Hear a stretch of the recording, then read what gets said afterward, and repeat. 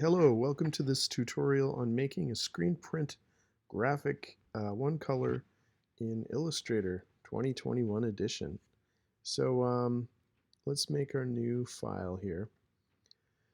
So our plate and size is 15 by 17, but no shirt really can accommodate that. I find generally a tabloid size document is fine, so that's 11 by 17.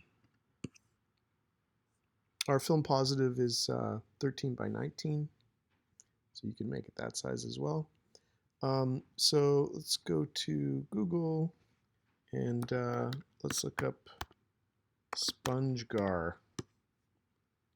I had actually accidentally searched up SpongeGog. I just want to share this with you.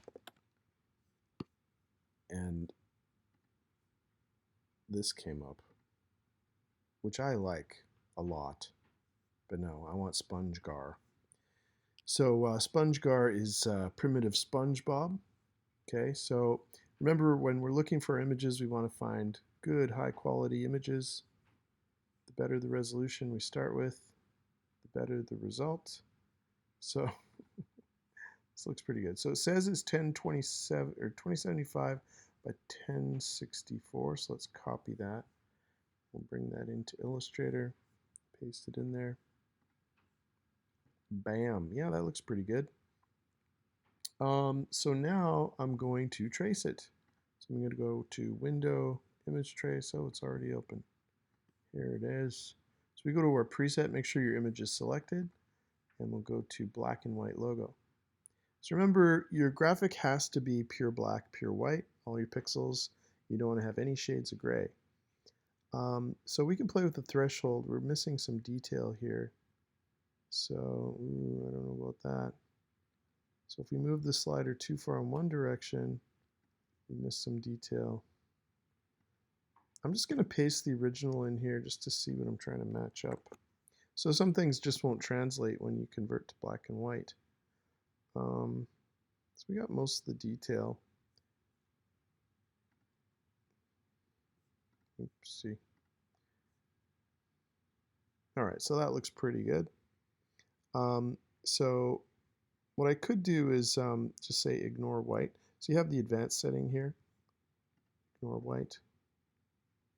You can play with the advanced settings. You can increase the paths, decrease the noise. This often improves the look. Increase the corners can help. So just play with the sliders until you get it the way you want it. And then when you're resizing, make sure that you hold down Shift, because in Illustrator, if you fail to do that, you will stretch your image. So now you just want to size it, right? You want to make it the size that you want it to be. So let's say I want it to be 11 inches wide. So as I'm resizing, this little window pops up and it shows me how big it is. I could also get my rulers visible. I could go to View, Rulers, Show Rulers, change the unit to whatever it is I want, centimeters or inches. If you right click on the ruler, you can change the unit. So that looks pretty good, just about exactly 11 inches. All right. Now it's a good idea to put a center line on here. So to do that, the line tool is underneath the rectangle tool. So I just click and hold, grab the line segment. If you hold down Shift as you're drawing a line, it'll make it perfectly vertical. Now there's no color on this line.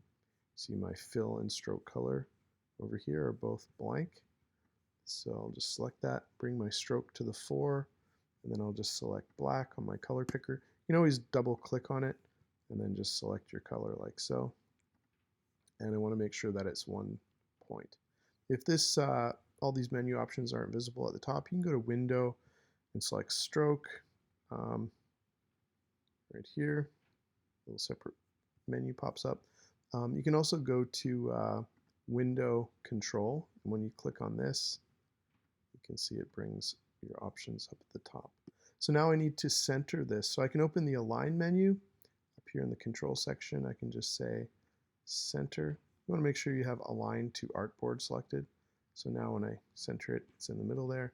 And then I'll just copy and paste that line and bring it down here. So this line will just help us to make sure that your design is centered on the platen when we're actually screen printing. So that looks pretty good. So now I can save this, save as, oh no, I'm sorry. In Illustrator, it's export as. And you can choose PNG. I'm going to use the artboards. If you select artboards, it'll just export what's on the artboard. If you don't have it selected, it'll export any pixels that are here. So I want that, so I'll click on export. Make sure it's set for high resolution. By default, it's 72, so just double check that. And anti-aliasing, you want to select none. You want to keep those pixels all nice and black. And oops, I forgot to select use artboards. Wow. Export as. Second time's a charm. So, oh, I should name this too. SpongeGar. And export. Anti-aliasing none. I'm just going to make my background white. And OK. And then you can put that file onto the a flash drive, and then we can print it onto the film positive, the transparency. Bada bing, and there you go. All right, hope you enjoyed this little tutorial. See you soon.